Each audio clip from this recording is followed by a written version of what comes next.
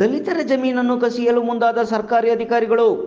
ತಿಪಟೂರು ತಾಲೂಕು ಆಡಳಿತದ ವತಿಯಿಂದ ಹೊನ್ನವಳ್ಳಿ ಹೋಬಳಿಯ ಬಿ ಗೌಡನಕಟ್ಟೆ ಗ್ರಾಮದ ಸರ್ವೆ ನಂಬರ್ 52ರಲ್ಲಿ 10 ಎಕರೆ ಗೋಮಾಳದ ಜಾಗವಿದ್ದು, ಗೋಮಾಳದ ಜಾಗದಲ್ಲಿ ಸುಮಾರು 50 ವರ್ಷದಿಂದಲೂ ವಿವಿಧ ಸಮುದಾಯದ ಜನರು ಸಾಗುವಳಿ ನಡೆಸುತ್ತಾ ಜೀವನ ಸಾಗಿಸುತ್ತಿದ್ದು, ನಮೂನೆ 53 ಹಾಗೂ 57ರಲ್ಲಿ ಸಾಗುವಳಿದಾರರು ಅರ್ಜಿಯನ್ನು ಸಲ್ಲಿಸಿ ಮಂಜೂರಾತಿಗಾಗಿ ಕಾಯುತ್ತಿದ್ದಾರೆ. ತಾಲೂಕು ಆಡಳಿತವು ವಸತಿ ಯೋಜನೆ ಹಾಗೂ ಸ್ಮಶಾನ ನಿರ್ಮಾಣಕ್ಕಾಗಿ ಪರಿಶಿಷ್ಟರು ಅನುಭವದಲ್ಲಿರುವ ಜಮೀನನ್ನು ಮಾತ್ರ ವಶಪಡಿಸಿಕೊಳ್ಳಲು ಮುಂದಾಗಿದ್ದು, ಪರಿಶಿಷ್ಟರ ಸಮುದಾಯದ ರೈತರನ್ನು ಒಕ್ಕಲೆಬ್ಬಿಸುವ ದುಸ್ಸಾಹಸಕ್ಕೆ ಕೈ ಹಾಕಿದೆ. ತಾಲೂಕು ಆಡಳಿತದ ಈ ನಡೆಯಿಂದ ಇದುವರೆಗೆ ಈ ಭೂಮಿಯನ್ನೇ ನಂಬಿಕೊಂಡು ಜೀವನ ನಡೆಸುತ್ತಿರುವ ಪರಿಶಿಷ್ಟ ಸಮುದಾಯದ ರೈತರಿಗೆ ಬೇರೆ ದಾರಿ ಕಾಣದಂತಾಗಿದೆ. ಆದ್ದರಿಂದ ತಾಲೂಕು ಆಡಳಿತವು ಯಾವುದೇ ಯೋಜನೆಯನ್ನು ಮಾಡುವುದಾದಲ್ಲಿ ಪರಿಶಿಷ್ಟರ ಜಮೀನನ್ನು ಕಸಿದುಕೊಳ್ಳದೆ ಯಾರಿಗೂ ಅನ್ಯಾಯವಾಗದಂತೆ ಉಳಿಕೆ ಇರುವ ಜಮೀನಿನಲ್ಲಿ ಮಾಡಲಿ. ಪರಿಶಿಷ್ಟರಿಗೆ ನ್ಯಾಯ ಕೊಡಬೇಕೆಂದು ಕರ್ನಾಟಕ ಭೀಮಸೇನೆ ಅಧ್ಯಕ್ಷರಾದ ಮಂಜುನಾಥ್ ತಿಳಿಸಿದರು. ಎನ್ಮೂರ್ತಿ ಸ್ಥಾಪಿತ ದಲಿತ ಸಂಘರ್ಷ ಸಮಿತಿಯ ತಾಲೂಕು ಸಂಚಾಲಕರಾದ ರಾಜು ಮಾತನಾಡಿ, ತಾಲೂಕು ಆಡಳಿತವು ಇದುವರೆಗೂ ಸಾಗುವಳಿ ಮಾಡುತ್ತಿರುವ ಪರಿಶಿಷ್ಟರ ಜಮೀನನ್ನು ಕಸಿದುಕೊಳ್ಳದೆ ಜಮೀನನ್ನು ಮಂಜೂರು ಮಾಡಿಕೊಡಬೇಕೆಂದು ಹೇಳಿದರು. ಈ ರೀತಿ ಸರ್ಕಾರಿ ಅಧಿಕಾರಿಗಳ ನಡೆ ಮುಂದೆ ಉಗ್ರ ಹೋರಾಟ ಮಾಡುವುದಾಗಿ ಕರ್ನಾಟಕ ಭೀಮಸೇನೆಯು ಆಗ್ರಹಿಸಿದೆ. ನಗರದ ಪ್ರವಾಸಿ ಮಂದಿರದಲ್ಲಿ ಆಯೋಜನೆ ಮಾಡಲಾಗಿದ್ದ ಸುದ್ದಿಗೋಷ್ಠಿಯಲ್ಲಿ ದಲಿತ ಸಂಘರ್ಷ ಸಮಿತಿಯ ತಾಲೂಕು ಸಂಚಾಲಕರಾದ ರಾಜು, ಯುವ ಸಂಚಾಲಕರಾದ ಗುರುಗದಳ್ಳಿ ಮಂಜು, ಕರ್ನಾಟಕ ಭೀಮಸೇನೆ ತಾಲೂಕು ಅಧ್ಯಕ್ಷರಾದ ಮಂಜುನಾಥ್ ಮತ್ತಿತರರು ಉಪಸ್ಥಿತರಿದ್ದರು. ಎಲ್ಲರಿಗೂ ನಮಸ್ಕಾರ, ಜೈ ಭೀಮ್. ಕರ್ನಾಟಕ ಭೀಮಸೇನೆ ವತಿಯಿಂದ ಇವತ್ತು ನಮ್ಮ ತಿಪಟೂರು ತಾಲೂಕು ನಮ್ಮ ಅಧ್ಯಕ್ಷರಾದ ಮಂಜುನಾಥ್ ಮಾತಾಡ್ತಾ ಇದ್ದೀನಿ. ಹಾಗೂ ನಮ್ಮ ತಿಪಟೂರು ತಾಲೂಕು ಉಪಾಧ್ಯಕ್ಷರಾದ ಲಕ್ಷ್ಮೀಧರ್ ಬಂದಿದ್ದಾರೆ. ಮತ್ತು ನಮ್ಮ ಗೌಡನಕಟ್ಟೆಯಿಂದ ನಮ್ಮ ಶ್ರೀನಾಥ ಬಂದಿದ್ದಾರೆ. ಹಾಗೂ ನಮ್ಮ ಚಂದ್ರಣ್ಣ ಅವರಾಗಿರ್ಬೋದು, ಮತ್ತು ನಮ್ಮ ಅಧ್ಯಕ್ಷರಾಗಿರ್ಬೋದು, ಸುಮಾರು ಜನ ಈ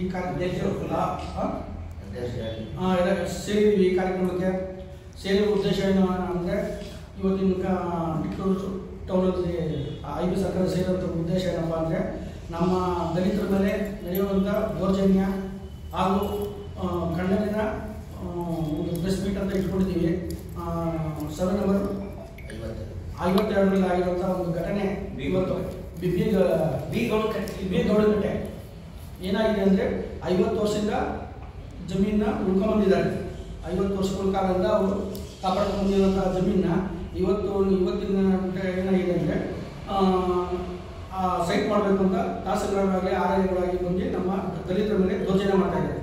ಇದು ಖಂಡಿಸಿ ನಾವು ಇವತ್ತು ಈ ಪ್ರೆಸ್ ಮೀಟ್ ನಾವು ಹಮ್ಮಿಕೊಂಡಿದ್ದೀವಿ. ಈ ಕಾರ್ಯಕ್ರಮಕ್ಕೆ ಸೇರಿದ ಉದ್ದೇಶ ಏನು ಅಂದರೆ, ನಮ್ಮ ತಾಲೂಕಿನಲ್ಲಿ ಇರ್ತಕ್ಕಂಥ ದಲಿತ ಬಂಧುಗಳಿಗೆ ತುಂಬ ತೊಂದರೆ ಆಗ್ತಾ ಇದೆ. ಅದು ಯಾವ ರೀತಿ ಅಂತ ಹೇಳಲಿಕ್ಕೆ ಬರ್ತಾ ಇಲ್ಲ.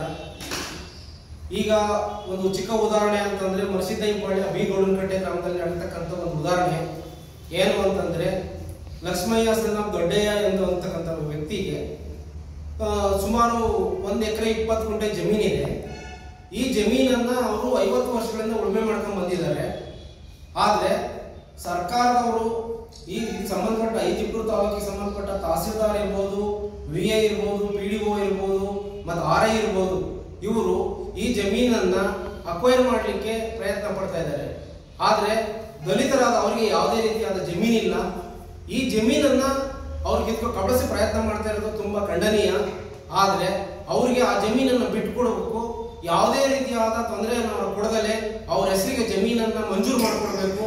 ಅದರ ಜೊತೆಗೆ ಇರ್ತಕ್ಕಂಥ ಬೇರೆಯವರು ಇರ್ತಕ್ಕಂಥವ್ರು ಚಂದ್ರಯ್ಯ ಮತ್ತೆ ಗೋವಿಂದಪ್ಪ, ಇನ್ನು ಸಾಕಷ್ಟು ಜನ ಅದರಲ್ಲಿದ್ದಾರೆ. ಅಲ್ಲಿ ಇರ್ತಕ್ಕಂಥ ಜನಗಳಿಗೆ ಅಲ್ಲಿ ಏನಿದೆ ಆ ಭಾಗದಲ್ಲಿ ಇರ್ತಕ್ಕಂಥ ಯಾರಿಗೆ ಮಂಜೂರು ಆಗಿಲ್ಲ, ಈ ಜಮೀನನ್ನ ಅವರಿಗೆ ಮಂಜೂರು ಮಾಡ್ಕೊಡ್ಬೇಕು, ಅದ್ವಸ್ ಮಾಡ್ಕೊಡ್ಬೇಕು. ಮತ್ತೆ ಅವರಿಗೆ ಅದಕ್ಕೆ ಸಂಬಂಧಪಟ್ಟಾಗೆ ಅಲ್ಲಿ RI ಇನ್ಸ್ಟ್ರಕ್ಷನ್ ಕೊಡಬೇಕು. ಏನಿದೆ ಅದ್ರ ಸ್ಟೇಟಸ್ ತಗೊಂಡು ಸರ್ಕಾರ ಅವರಿಗೆ ಈ ಜಮೀನನ್ನ ಮರುಮಂಜೂರು ಮಾಡಿಕೊಡ್ಬೇಕು. ಯಾವುದೇ ತೆರನಾದ ತೊಂದರೆಯನ್ನು ಕೊಡದೆ ದಲಿತರ ಜಮೀನನ್ನು ಕಬಳಿಸದೆ ಅವ್ರಿಗೆ ನ್ಯಾಯ ಕೊಡಿಸ್ಕೊಡ್ಬೇಕು. ಒಂದು ವೇಳೆ ಈ ನ್ಯಾಯನ ಕೊಡಿಸ್ಕೊಡದೇ ಇದ್ದ ಪಕ್ಷದಲ್ಲಿ ನಾವು ಮುಂದಿನ ದಿನಗಳಲ್ಲಿ ಬಹುದೊಡ್ಡ ಹೋರಾಟವನ್ನು ನಾವು ತಾಲೂಕು ಆಫೀಸ್ ಮುಂದೆ ಇಟ್ಕೊಂಡು ಬಹುದೊಡ್ಡ ಚಳವಳಿಯನ್ನು ಮಾಡ್ತೀವಿ. ನಾವು ದಲಿತರಿಗೆ ಆ ಜಮೀನನ್ನ ಕೊಡಿಸೋವರೆಗೂ ನಾವು ಬಿಡಲ್ಲ ಅಂತಕ್ಕಂಥ ಮಾತುಗಳನ್ನ ಹೇಳಿ ಈ ಮೂಲಕ ನಾವು ಸರ್ಕಾರಕ್ಕೆ ಎಚ್ಚರಿಕೆಯನ್ನು ಕೊಡ್ತಾ ಇದ್ದೀವಿ. ಇವತ್ತು ಅಲ್ಲಿರೋ ಜನ ಎಲ್ಲರೂ ಬಡವರೇ, ಯಾರು ಶ್ರೀಮಂತರಿಲ್ಲ.